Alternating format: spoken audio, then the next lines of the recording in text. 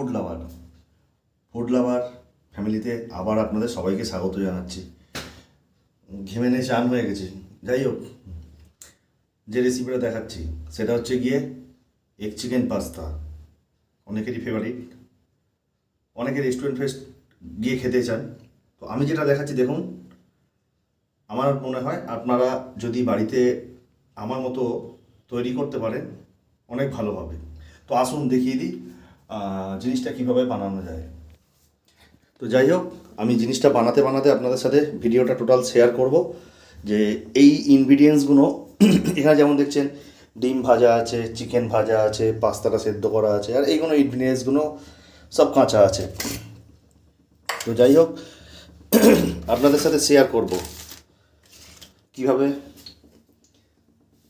প্রথম থেকে শুরু করবেন। এগুলো তো দেখায়নি। তো যাই হোক, আপনারা একটা কাজ করবেন, একটা বড় জায়গায় জল নেবেন। আমি এখানে তেলটা বসিয়ে দিয়েছি, তেলটা আস্তে করা আছে। তো যাই হোক, আপনারা একটা বড় জায়গায় জল নেবেন। জল নিয়ে সেখানে জলের মধ্যে পরিমাণ মতো নুন দেবেন। কেন বলছি পরিমাণ মতো নুন দেবেন, তার কারণ আছে। নুন দেবেন, ভিনিগার দেবেন 1 চিপি, আর সাদা তেল দেবেন। নুনটা দেবেন কেন? নুনটা দিয়ে দিলে এর মধ্যে পাস্তার ভেতরে নুনটা ঢুকে যাবে। আমরা যখন বানানোর সময় নুনটা দিই, তো ওটা নুনটা দিলে অনেক সময় ভেতরে ঢোকে না, বাইরেটা খেতেটা টেস্ট লাগে, কিন্তু এটা হলে টোটাল পাস্তাটার মধ্যে আপনার নুনের ইনগ্রিডিয়েন্টসটা চলে যাবে, নুনটাটা। তো যাই হোক, এইভাবে করবেন, ভালো করে বয়েল করে নেবেন। যদি বেশি বয়েল হয়ে যায়, এরকম চুবড়িতে ছেঁকে নেবেন, আর তার মধ্যে কল থেকে ঠান্ডা জল দিয়ে দেবেন। তাহলে কীভাবে, যদি নরম হয়ে যায় তাহলে একদম পুরো একদম আপনার নরম থাকবে না, মোটামুটি স্ট্যান্ডার্ড চলে আসবে। তো আর এখানে বাঁধাকপি কেটে নিয়েছি, আপনারাও আপনাদের যতটা লাগবে ততটা বাঁধাকপি দেবেন। ক্যাপসিকাম নিয়েছি, গাজর নিয়েছি, ঠিক আছে? ক্যাপসিকাম গাজর নিয়েছি। আচ্ছা, চিকেন, আসছি চিকেনে। চিকেনটা কী করতে হবে? চিকেনটা হচ্ছে কি আপনাকে মশলা দিয়ে ম্যারিনেট করতে হবে। আমি যেমন নুন দিয়েছি, হলুদ দিয়েছি, ধনে গুঁড়ো, জিরে গুঁড়ো, চিকেন মশলা, গরম মশলা আর একটু ম্যাগি মশলা দিয়েছি, আর সঙ্গে ব্ল্যাক সস দিয়েছি, কালো সস, সঙ্গে একটু ভিনিগার দিয়েছি। আর চিকেনটা হালকা করে ভাজবেন, দিয়ে মোটামুটি ঘন্টাখানেকের মতো মাখিয়ে রেখে দেবেন, ঠিক আছে? মাখিয়ে রেখে দেবেন। তাহলে কী হবে, ভিনিগারটাতে মাংসটা নরম হয়ে যাবে। তাহলে বেশি আপনাকে ভাজতে হবে না, বেশি ভাজলে কালো এবং ছিবড়ে হয়ে যাবে, খেতে বাজে লাগবে। আমি দেখুন কিরম ভেজেছি, দেখুন, দেখুন, টিপলেই পুরো ভেঙে যাবে। তো যাই হোক, এরকম ভাজবেন, একটু বড় বড় করে কাটবেন। আর এখানে পেঁয়াজ নিয়ে নিয়েছি, রসুন নিয়ে নিয়েছি, ডিমটা ভেজে নিয়েছি, 3টে ডিম। এখানে আছে ম্যাগি মশলা, এখানে একটু ধনে গুঁড়ো, জিরে গুঁড়ো। নুনটা আমি সাইডে রেখে দিয়েছি, নুনটা অতটা লাগবে না। কড়া একটু তেলটা বেশি দিয়ে নিয়েছি, তার কারণ আছে। তার কারণ হলো গিয়ে আমাকে পাস্তাটাও বানাতে হবে। কিন্তু আপনারা বলুন তেলটা বেশি কেন? তেলটা বেশি, আর তেলটা কড়ায় দিয়ে এইভাবে কড়ার মধ্যে ভালো করে চালিয়ে চালিয়ে মাখিয়ে নেবে, ঠিক আছে? এইভাবে চালিয়ে চালিয়ে মাখিয়ে নেবেন। আমি দেখি তেলটা কতটা হয়েছে। রসুনটা দিয়ে দিলাম, তেলটা গরম হয়ে গেছে। এবার রসুনটা দিয়ে দিলাম,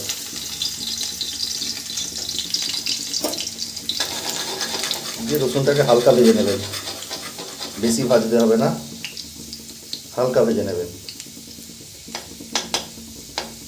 মোটামুটি এখন ভাজা হয়ে গেছে। এবার দিয়ে দেবো পেঁয়াজ। একবার বানিয়ে দেখুন, বাড়িতে খেয়ে দেখবেন যথেষ্ট টেস্টি হয়েছে। আমি নুনটা আপনাদের দেখিয়েছি কেন সাইডে রেখেছি বলুন তো। অলরেডি আমি এখানে বেশি পরিমাণ জলে নুন দিয়েছি, যার ফলে নুনটাকে আমি সাইড করে রেখে দিয়েছি। যখন দেখবেন বিরিয়ানি বানানো হয়, তখন যে জলটা গরম করা হয় না, চাল দেওয়ার জন্য, সেই জলে কিন্তু প্রচুর পরিমাণ নুন দেওয়া হয়। যার ফলে যখন বিরিয়ানি রান্না হয়, তখন দেখবেন চালের মধ্যে এক্সট্রা করে, আর যখন আপনি ফাইনাল ম্যারিনেশনে যখন উনুনে বসাবেন, তখন কিন্তু আমরা চালেতে নুন দিই না, ঠিক আছে? তখন আমরা ওইটায় জলেতে বেশি করে দিয়ে দিই, যাতে জলের সাথে চালটাতে নুনের পরিমাণটা ঠিক হয়ে যায়। তো আমিও সেখানে দিয়েছি। এবার আপনারা বলবেন কতটা পরিমাণ নুন দেবো। আপনি যদি আমি যেমন এখানে 500 পাস্তা বানাচ্ছি, 500 পাস্তা বানানোর জন্য এই যে এই চামচে দেখছেন, এই চামচের মোটামুটি 1.5 চামচে আমি নুন দিয়েছি। দিয়ে আগে জলটাকে কিন্তু ভালো করে ফোটাতে হবে। ওই জল দিয়ে বুদবুদানি উঠলো তারপরে ছেড়ে দিলাম না, জলটা ফুটতে হবে কিন্তু, যাতে নুনের সংমিশ্রণটা পুরো ভালো করে জলের মধ্যে মিশে যায়। এই হচ্ছে কি ব্যাপার। তো যাই হোক, চলুন, মোটামুটি পেঁয়াজটা হালকা হালকা হয়ে গেছে। আমি এবার দিয়ে দেবো এখানে বাঁধাকপি কাটা। আমি একবারে দিয়ে দেবো গাজর কাটা এবং ক্যাপসিকাম দিয়ে দিলাম। দিয়ে এটাকে আমাকে এখন এবার লো টু মিডিয়াম ফ্লেম করে এগুলোকে ভেজে নিতে হবে। হাই ফ্লেমে দেবেন না, হাই ফ্লেমে দিলে কী হবে, বাঁধাকপির পাতাগুলো পুরো চুপসে যাবে, ঠিক আছে, আর কোনাগুলো বা ধারগুলো ধরেও যেতে পারে। তো সুতরাং আমি এখানে বড় পাতাগুলো আলাদা করেছি, ঠিকমতো কাটা হয়নি, কিছু কিছু বড় পাতা হয়ে গেছে, তো সেই কারণে বড় পাতাগুলো আমি আলাদা করেছিলাম। আর এই যে এখানে যে ভেজিটেরিয়ানসগুলো দেবেন না, বেশি দেবেন না, অতিরিক্ত যাতে না হয়ে যায়, একটা রেঞ্জের মধ্যে রাখবেন, যাতে এই পাস্তার সাথে সংমিশ্রণটা ভালো হয়। এরকম নয় পাস্তার থেকে ভেজিটেবলসটা বেশি হয়ে গেল, খেতে ভালো লাগবে না। তো সেই কারণের জন্য বলছি বুঝে শুনে দেবেন ভেজিটেবলসটা। চলুন আগে আগে এগুলো ভেজে নিই। মোটামুটি 2-2.5 মিনিটের মতো আমি একটু ভালো করে এগুলোকে নেড়ে ঘেঁটে নিয়েছি। এবার আমি পাস্তাটাকে দেবো।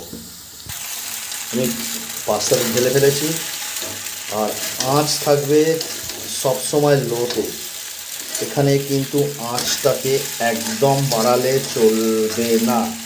যতই আপনি নন স্টিকি কড়াই ব্যবহার করুন না কেন, আমি এটা করছি মানে হোয়াইট পাস্তা, কোনো সসের ব্যাপার নেই, হোয়াইট পাস্তা করছি।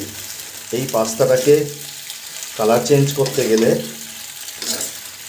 আপনি একটু ব্ল্যাক সস দেবেন। আর যদি মনে করেন পাস্তাটা একটু হলদে টাইপের করবেন, তাহলে আপনাদের একটা মজার জিনিস বলে দিই।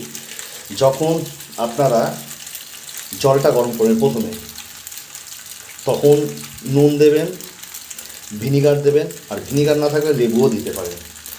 কেন? তার কারণ আছে, এটা যারা রান্না করেন তারা জানেন।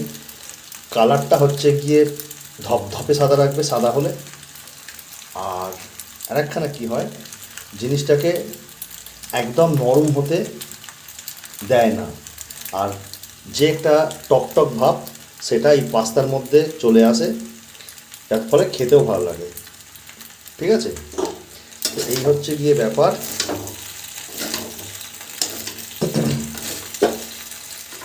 তখন কি করবেন, ওই জলের মধ্যে একটু হলুদ গুঁড়ো দিয়ে দেবেন।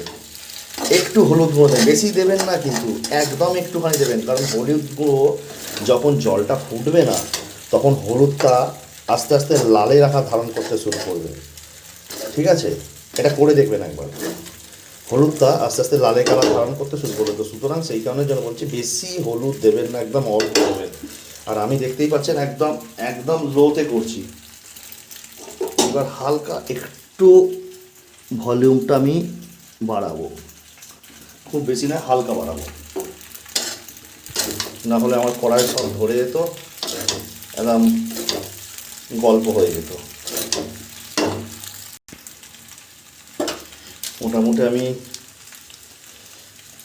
নেড়ে ঘেঁটে নিয়েছি। এবার যে পাস্তা মশলা আছে সেটা দিয়ে দিলাম। আপনারা চাইলে সঙ্গে ম্যাগি মশলাও অ্যাড করতে পারেন। আমার এখানে মশলাটা কম পড়ে গেল, ঠিক আছে, কোনো অসুবিধা নেই, অ্যাডজাস্ট করে নেব।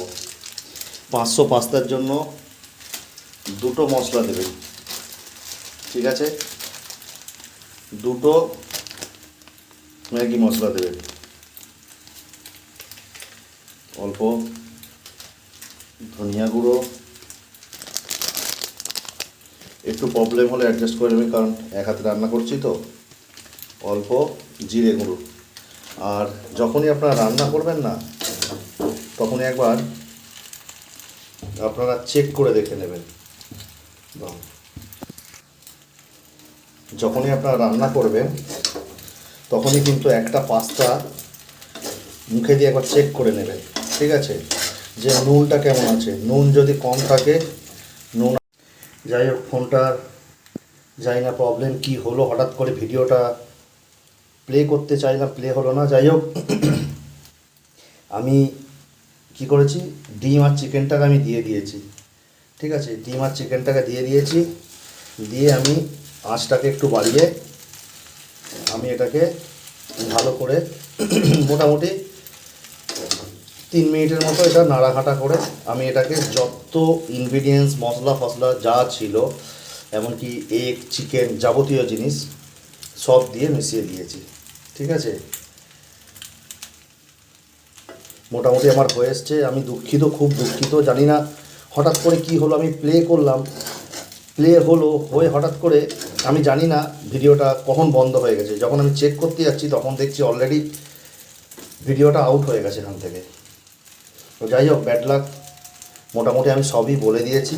তারপর যদি কোনো প্রশ্ন মনে হয় আপনারা প্রশ্ন আমাকে বলবেন, আমি বলে দেবো। আর এইটা পাস্তাটা বানাতে গেলে বেশিক্ষণ সময় লাগবে না, আধ ঘন্টা সময়। এই খালি চিকেন ম্যারিনেশনটা একটু সময় লাগবে, চেষ্টা করবেন 1 ঘন্টা ম্যারিনেশন করার, না হলে আধ ঘন্টা, আর না হলে সময় না থাকলে আপনারা 15 মিনিট আগে চিকেনটা ম্যারিনেশন করে নেবেন। তারপর সব ইনগ্রিডিয়েন্টস কাটা কুটি, ডিম ফাটানো, ডিম ভাজানো, এইগুলো সব করে নেবেন। এটা বয়েল করে নেবেন, পাস্তা বয়েল করে নেবেন, তারপরে চিকেনটা ভেজে নেবেন, তারপরে যেসব আরও সব আর যেগুলো করা আছে করে নিই, তারপরে একদম ফাইনাল ম্যারিনেশন করবেন। মোটামুটি আধ ঘন্টা সময় লাগবে, বেশিক্ষণ সময় লাগবে না। এই হচ্ছে গিয়ে পাস্তা, একদম ড্রাই পাস্তা। একবার বাড়িতে চেষ্টা করে বানিয়ে দেখুন, দেখবেন এত কম সময়ের মধ্যে এত ভালো জিনিস আপনারা ধারণা করতে পারবেন। এই পাস্তাটাই বাইরে কিনতে গেলে প্রচুর টাকা দাম পড়বে, প্রচুর টাকা।